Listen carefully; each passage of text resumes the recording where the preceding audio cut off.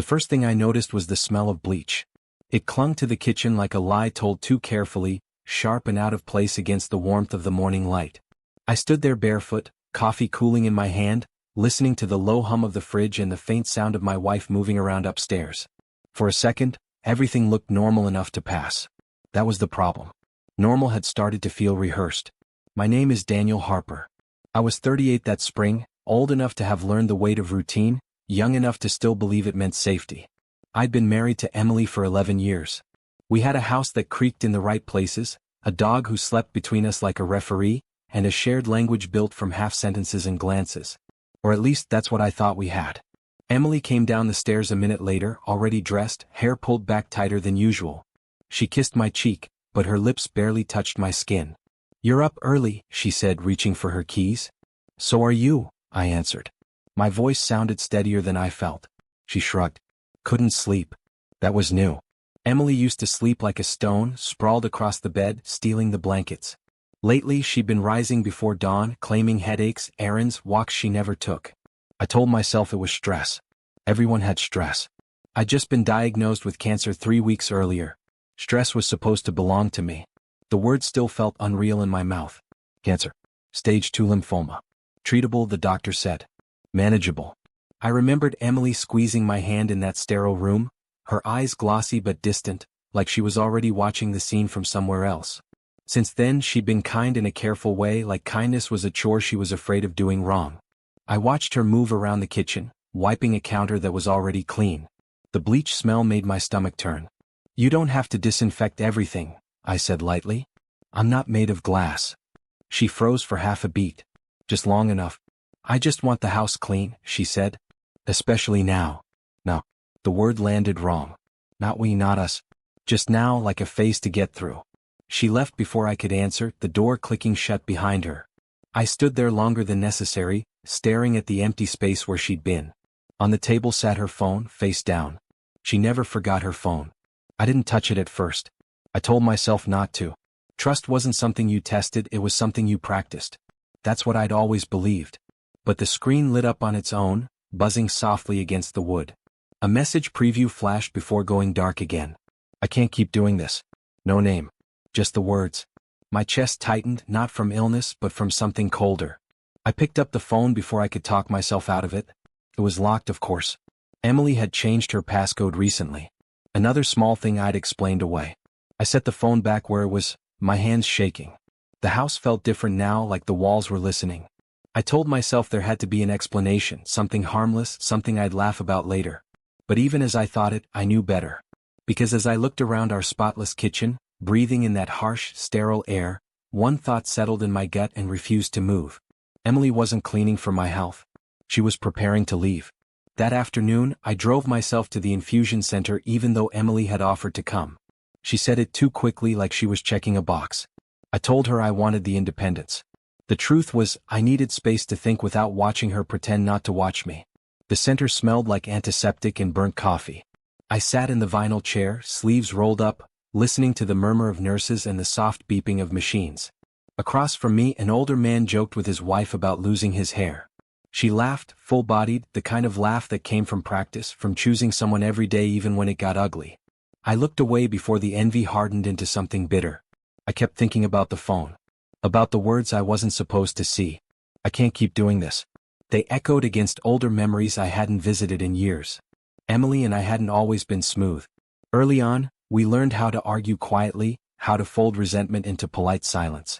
When my father died, I shut down for months, went through the motions while she carried the emotional weight for both of us.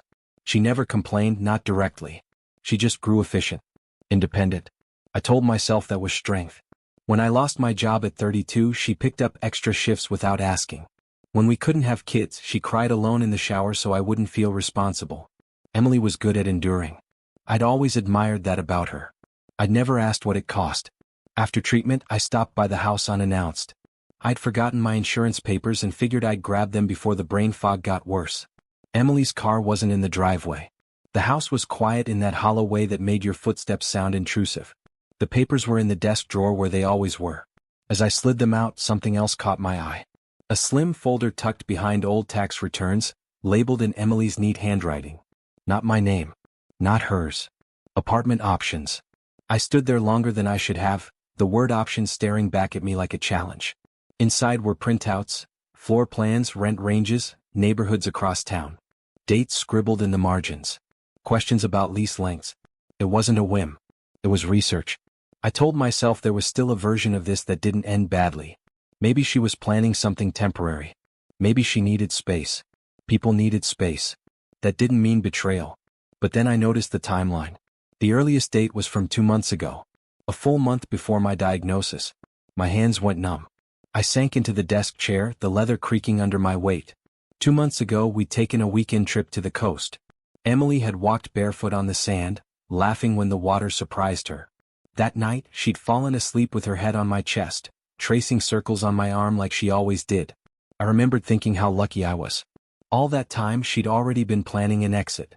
I put the folder back exactly where it had been, like I was trying to preserve the lie by not disturbing it. In the kitchen, I noticed something else I hadn't seen that morning. A second mug in the sink. Not mine. I'd been out since dawn. It was a small thing. Insignificant on its own. But it sat there, quiet and undeniable, deepening the ache in my chest more than any diagnosis had. That night, Emily came home late. She kissed my forehead, asked how treatment went, avoided my eyes while she talked. I listened, nodding at the right places, feeling the distance between us stretch thin and sharp. When she went to shower, her phone buzzed on the nightstand. This time the screen stayed lit long enough for me to read the name. Marcus. And beneath it, a message that made the room feel suddenly airless. I hate sneaking around, but I can't do this if he's getting worse. I sat there in the dim light, the sound of running water filling the silence, and felt the truth begin to hum beneath everything I thought I knew. I didn't sleep that night. I lay there listening to the rhythm of Emily's breathing, each rise and fall sounding like a countdown. By morning, the decision had already been made inside me, quiet and solid. I followed the only breadcrumb that mattered now. Marcus. After Emily left for work, I opened her laptop. I'd never done it before. We'd always shared passwords until recently. Her email was still logged in. I didn't feel proud or ashamed. I felt precise. The proof was there waiting. Threads of messages that went back nearly a year. Not graphic, not cinematic. Worse. Familiar. Shared jokes. Complaints about me phrased as concern. My illness spoken about like an inconvenience neither of them wanted to own. One message from Marcus stopped me cold. You said you wouldn't trap yourself out of guilt. Emily's reply sat beneath it, unchanged by time. I know. I just need the right moment. I closed the laptop gently. My hands were steady. That surprised me. I didn't confront her right away. I made my move first. I called a lawyer recommended by a nurse I trusted. I gathered copies of bank statements, the mortgage, the retirement accounts I'd neglected while believing love was enough. I changed the beneficiary on my life insurance. Not out of spite. Out of clarity. That evening, I asked Emily to sit with me at the kitchen table. The bleach smell was gone. The house felt like itself again, which made what came next sharper. I know about Marcus, I said. She went very still. No denial. No confusion. Just a slow exhale like she'd been holding it for months. I didn't plan for it to happen like this, she said. I didn't sign up for a sick husband. The words landed cleanly. Surgical. I nodded, absorbing them fully. You signed up for a marriage, I said. And then you started packing before you knew I was sick. Her eyes filled, but I didn't move to comfort her. I was already drowning, she whispered. The cancer just made it worse. I know, I said. And I meant it. That was the strangest part. Understanding didn't dull the damage. It just clarified it. Marcus never showed up, but he didn't need to. Emily's mask had fallen on its own. We talked logistics.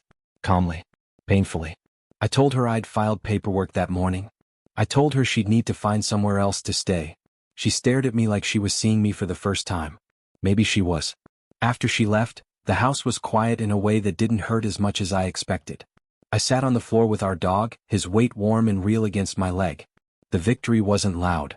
It wasn't about winning her back or watching her regret it.